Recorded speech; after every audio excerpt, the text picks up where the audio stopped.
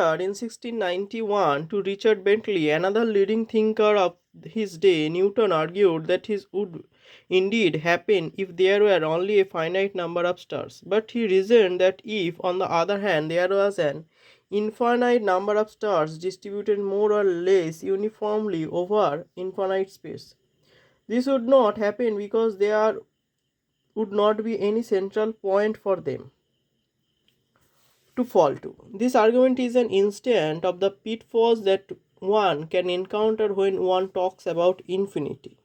In an infinite universe, every point can be regarded as the center because every point has an indefinite number of stars on each side of it. The correct approach, it was realized only much later, is to consider the infinite solution, a situation in which the stars all fall in one each other. And then ask how things change if one adds more stars roughly uniformly distributed outside this region. According to Newton's law, the extra star would make no difference at all to the original ones, and so the stars would fall in just as fast.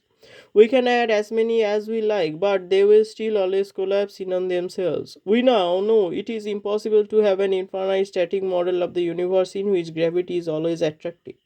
It is an interesting reflection of the general climate of thought before the 20th century that no one had suggested that the universe was expanding or contracting. It was generally accepted that either the universe has existed forever in an unchanging state or that it had been created at a finite time in the past. More or less, as we observe it today, in part this may have been due to people's tendency to believe in eternal truth as well as the comfort they found in the thought that even though they may grow old and die, the universe is unchanging.